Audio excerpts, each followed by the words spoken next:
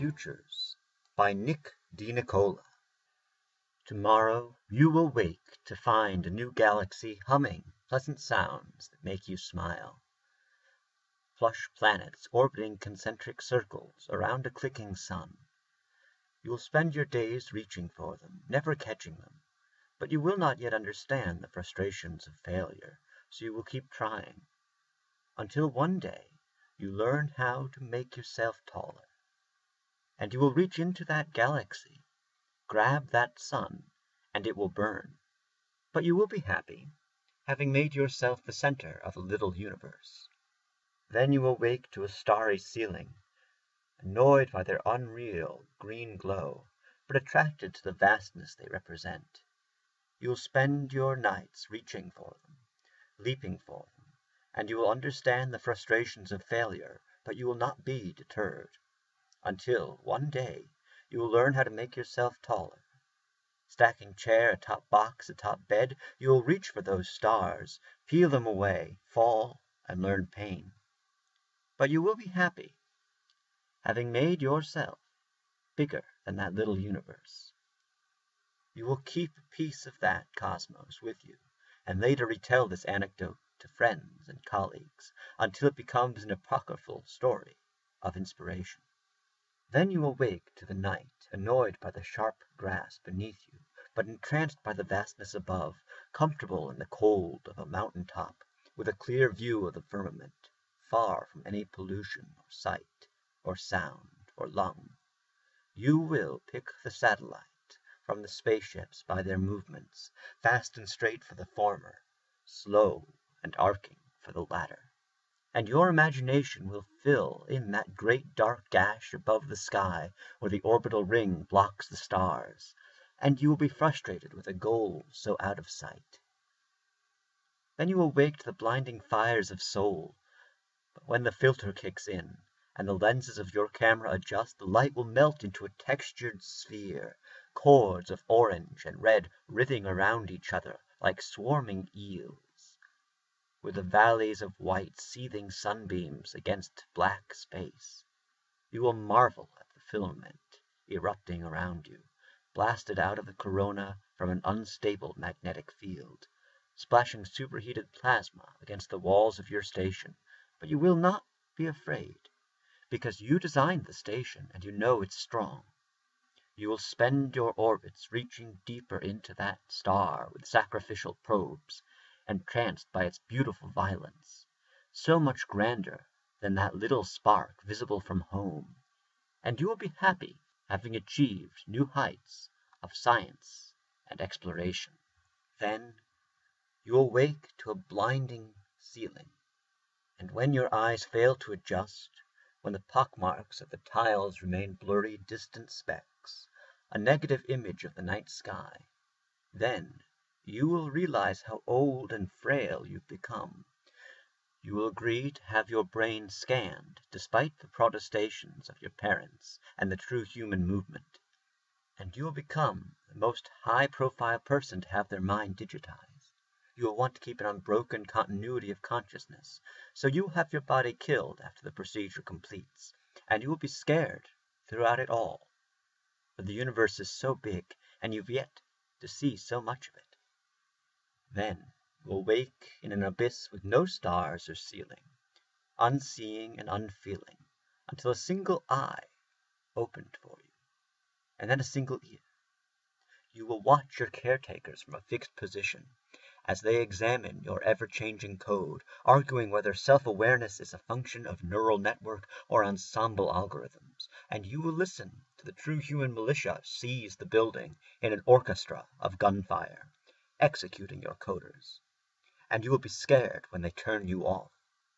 Then you will wake in a vat and fear drowning, but you will have no mouth with which to scream, no eyes, nor arms, nor legs with which to guide your escape, but you will be alive, and this will reassure you.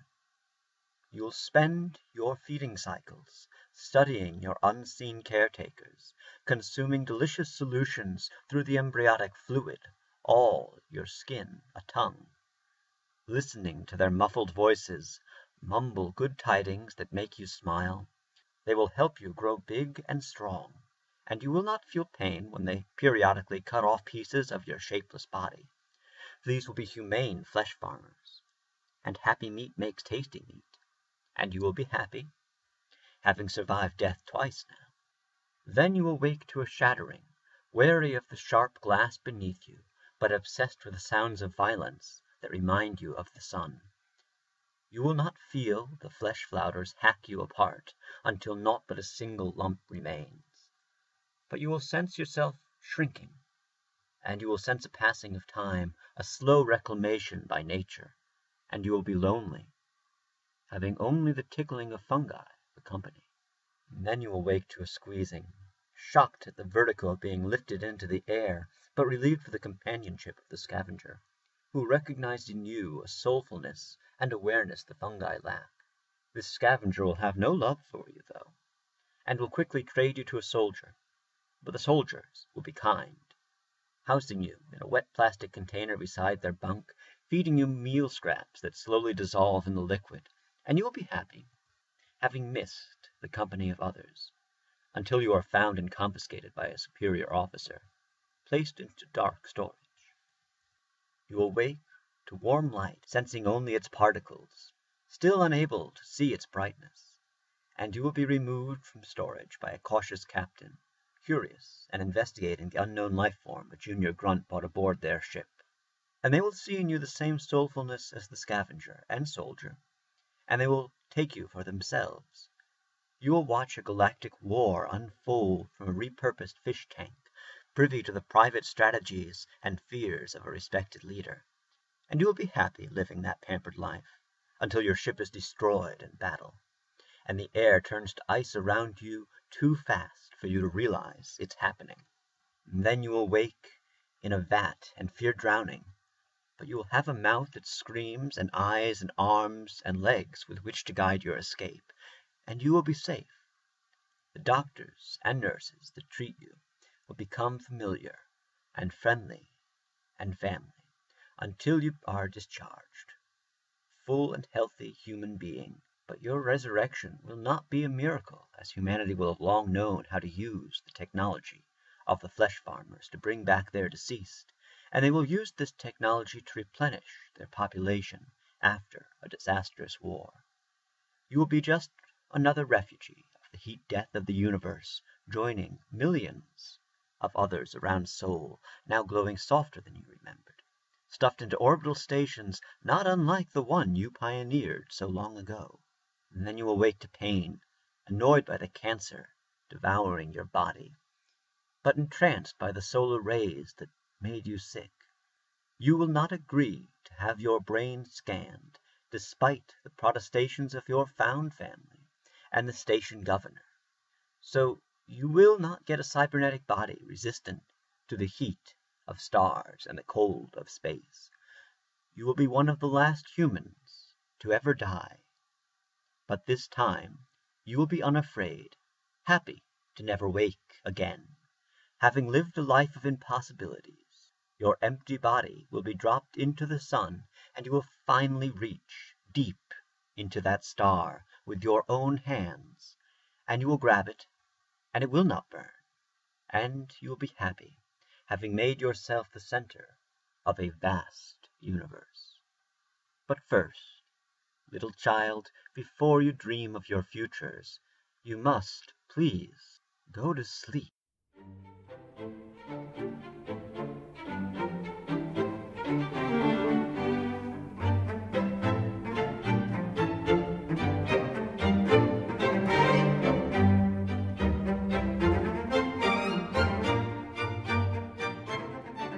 Welcome to Utopia Science Fiction, the podcast. It's the beginning of the end. Hello, everyone. I am here with my co-host, Jonathan S. I am the editor of Utopia Science Fiction, and today we are going to talk about last lines. How do you write a good last line? What makes a good last line? But before we do any of that, we're going to start things off a little differently today, and we're going to play a bit of a game. I'm going to read a few last lines and see if Jonathan can guess what story they belong to. And Jonathan is going to read a few last lines, and I'm going to see if I can guess what story they belong to. And it could end quite disastrously. So I suppose we can jump right into it. Do you want to read your last line? Your last first. Wait, there's a way to say this. It's the first. No, it's the last first last line. That's the one. Anyway, take it away. We belong together, he said gently, licking her ear. It's a good one. That's bizarre. I want to say Charlotte's Web, but it's not Charlotte's Web. This one is from Turning Point. It's the first book in the Shoal and the Lions novels. Who's the author? Lisanne Norman. Okay, I haven't read those books, but it sounds like an interesting book to read by the last line. Let's see here. I should like to hear the tale, my lord envoy, said old Esvens, very calm. But the boy, Therum's son, said stammering, will you tell us how they died? Will you tell us about the other worlds, out among the stars, the other kinds of men, the other lives? I'm going to guess Foundation. No, good guess. It is not Foundation. I can give you a hint if you need one. Canticle for Leibowitz? It is from The Left Hand of Darkness by Ursula K. Le Guin. Ooh, that's one that my mom tried to get me to read. So, ready for your next last line? Sure, I hope. You are seriously harshing my buzz. I don't know that one either. This series was on Sci-Fi, got cancelled and got picked up by Amazon. Is it Expanse? Yep. First one, Leviathan Wakes. Oh! So I don't remember if I've said this before, but here's a fun fact about the Expanse books. I think it was the third book, there was a publishing error, and the publishers released the book without an ending.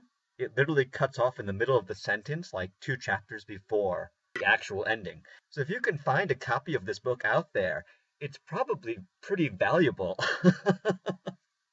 That's really the master of suspense right there, when you cut off in the middle of a sentence, in the middle of a chapter, in the middle of a paragraph. It might have even been in the middle of a word, but I'm not certain about that. Ooh, that would be terrible. Here's the next one. We want no proofs. We ask none to believe us. This boy will some day know what a brave and gallant woman his mother is. Already he knows her sweetness and loving care. Later on he will understand how some men so loved her that they did dare much for her sake. I can't remember at all. Here's the hint. Bela Lugosi. Oh, Dracula. Yes, it is Dracula. Written so that, his great-grandson? I think Bram Stoker's great-grandson, maybe great-great-grandson, I've lost track of the number of greats, wrote a book recently, I think it came out last year or the year before, about Dracula. It was like a sequel to Dracula in order to keep control of the family copyright. Yeah. And, as you'd expect with such a project, it did not get a good reception. It was definitely hammed by the critics, but it's tough to follow up such a classic as Dracula. True. Okay. This one will be a little bit tougher. Wait, I haven't gotten the first 2 and this one's tougher? Alright, go ahead. It's from a graphic novel. The training begins at dawn. Let me just name the comics that I know, and maybe one of them will be correct. Sandman. Nope. Saga. Nope. I've already run through my litany of comics that I know. Alright, what is it? Brody's Ghost by Mark Crilley. I don't think I've read that one either. I have a lot of reading to catch up on now. Let me see here. I'll read the last 2 sentences. He was withered, wrinkled, and loathsome of visage. It was not till they had examined the rings that they recognized who it was. Rip Van Winkle? No. The Legend of Sleepy Hollow. No, it's a British author. Actually, it's an Irish author, if that helps. It doesn't actually. The answer is The Picture of Dorian Gray by Oscar Wilde. Oh, All right, a couple more, and then we can move on to discussing what makes a great last line. okay. The barren old trees in the yard have begun to bear small, sweet apples, and last year the birds nested in their gnarled burrows. I don't know if I'm going to get this one. I want to say it's something like Charles Dickens who wrote it, but A little bit earlier than this particular writer. really, Milton is probably too late. Did I say earlier? You did say earlier. I meant later. Could be H.G. Wells, Jules Verne. I've got nothing. Inspired by Poe. H.P. Lovecraft. Mm-hmm. Probably one of the Cthulhu. This one is The Shunned House. Well, I got the author right. That's, half points. Here we go. Slowly, very slowly, like two unhurried compass needles, the feet turned towards the right, north, northeast, east, southeast, south, southwest, then paused, and after a few seconds, turned as unhurriedly back towards the left, south, southwest, southeast, east. I'm going to guess Cloud Atlas. It is older than Cloud Atlas, The Golden Compass. much older than the Golden Compass. Early 20th century. And if it helps, the author who wrote this, before he wrote this, came out with a book on astrology and how to read astrology. Freud? Yes, Freud. No. Oh, that was a Freudian slip then. The author was well known for predicting an accurate view of the future. Jules Verne? I think it's actually post-Jules Verne. It is Aldous Huxley. And the story, Brave New World? Brave New World, yes. Okay, this is from another comic book, and I'll give you a hint, it is Star Trek. These mammals give me the creeps. Had to be something said by I want to say Gorn. Yep, you're pretty close. I want to say the Arena. No, it is Alien Spotlight series, Gorn. Got one last line. Then he walked back to the controls to take Selene II on his last voyage, and her maiden one, across the Sea of Thirst. Martian Chronicles? No, it is not the Martian Chronicles. It's by the same author who did 2001 Space Odyssey. It is not 2001 Space Odyssey. Rendezvous with Rama? No, it is not Rendezvous with Rama. That's a good one. There's another one, I'm trying to think of it. 2061? Not 2061, or 2064, or 2360. He did do a bunch of those where it was just numbers, and I can't keep any of them straight. It is not any of those. Okay, I'm out. So the title is A Fall of Moondust by Arthur C. Clarke. Yeah, I don't think I could have gotten that one. Had to have at least one tough one in there. All right. So, thank goodness I didn't keep track of score of who got what right, because I'm pretty sure I would not have won that. Moving on. What makes a great last line? A good last line closes out the story, but still leaves it just open enough for the audience to consider what might happen next. Yeah, so a great last line should leave your reader satisfied that you have said everything that needs to be said, but it serves as a platform for the reader to launch off and explore on their own what happens next. So I guess a good last line leaves you speculating. So how do you write a good last line? I think we can say, avoid cliches. There are some last lines that will fit in everywhere in your story. And in that case, you probably shouldn't use those at all. Yeah. Last lines like, and then she woke up, or there's no place like home. But that's another story for another time.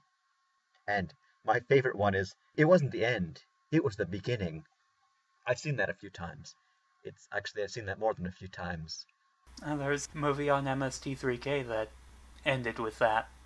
And Mike and the robots were like, no! Let's get out of here! There are some movies and some things where you really, really want it to be the end by the time you've gotten to it. think one of the troubles that people encounter when they're writing a last line is that they're not really sure what their story is about to begin with, so it's hard to know how to end that story. And I think one of the stories that I had just written recently, I encountered that same problem. So the idea of the story when I did the first draft was there's an archaeologist who visits this dead planet, and she's trying to uncover information about the civilization. She's trying to bring voice to the civilization. But there's no writing, there's no art in this culture, in the ruins of this culture. So she makes her way up to a tomb, and she discovers something, and it helps her to bring voice to this lost culture. And the last line that I used was absolutely flat. It was, pretty terrible. And I'm thinking that the reason why that was because I had an idea of what the story was about when I wrote it, but I didn't really know what the story was about. So when I did it a second time, I went through and did another draft, and I changed basically everything. And I was able to address how do you tell a story when there is no language? How do you communicate when there's no writing? And there were a lot more contextual questions which you could ask, you could explore, and it gave the story more depth.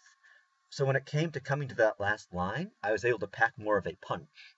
And I think a lot of the times people write stories, they have this very basic idea of what the story is. Point 1 goes to point B, you encounter problem C, you solve problem C, and you conclude point D. They can make good stories, but they're also kind of one-dimensional, and they're kind of boring. And it's hard to come up with a good last line if you don't know what the story is about. Yeah, that's true. End with an emotional line, you're able to resonate with your audience a lot more. And you know that it's a good last line if after reading it you stop and you have to reread it just to savor those last moments in the story. Yeah, that's true. All of those were things that I completely lost. It's a very common problem, and a lot of writers, no matter how experienced you are, encounter that at some point, which is why the first draft usually looks very little like what the second draft looks like, and the final product looks a lot different from those. Sometimes you just have to rewrite things. You write it once to get the ideas out there, you write it twice to refine the ideas and the plot, and then you write it again to just completely change everything and second guess yourself. And that's pretty much what I did. It happens to the best of us.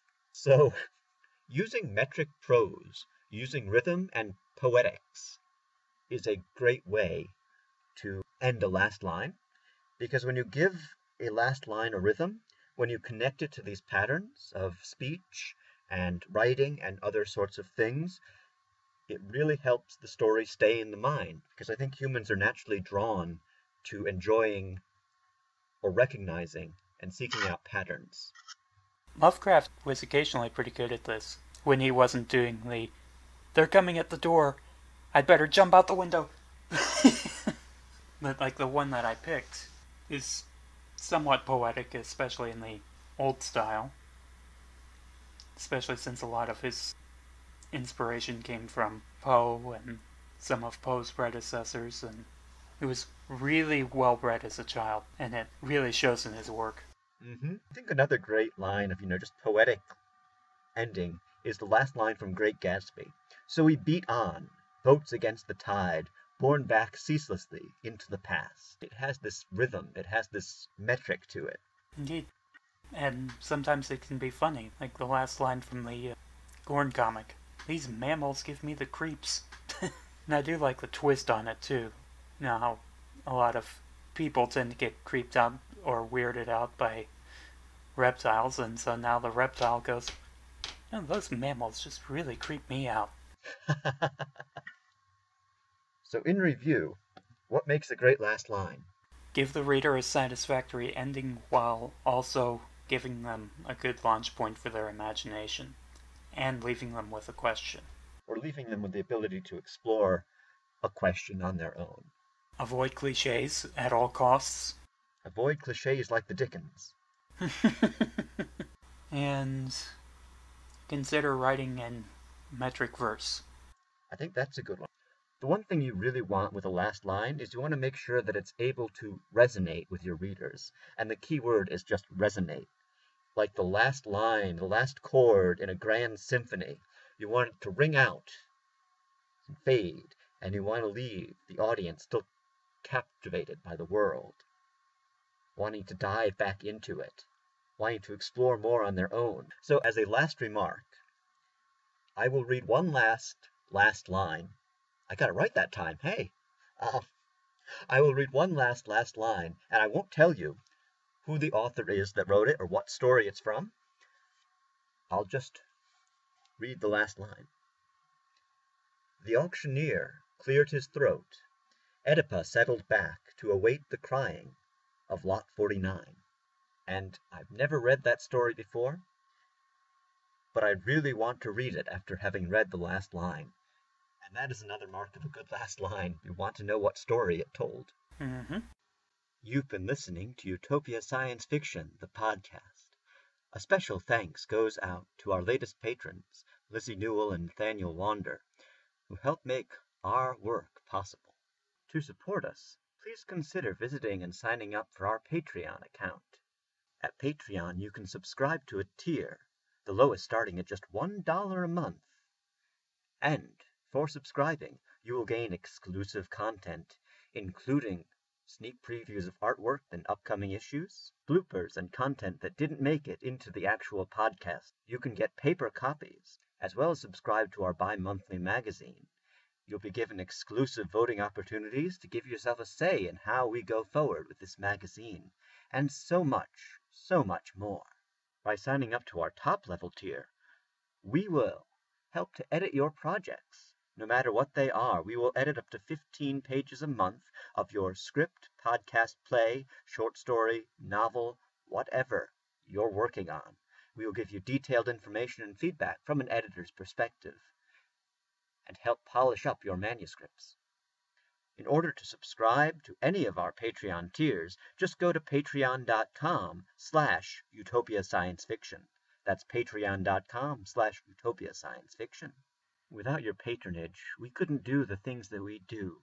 Even just $1 a month makes all the difference, both to this magazine and to the artists and authors who help fill its pages. Please consider donating or signing up to a Patreon tier. If you enjoyed the story today, Your Futures by Nick Dinicola, please consider picking up a copy of it in our latest April issue.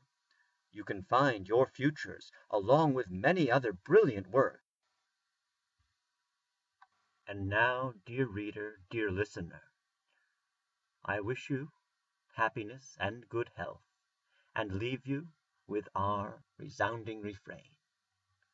Let us go onward, ever onward, onward, through the impossible.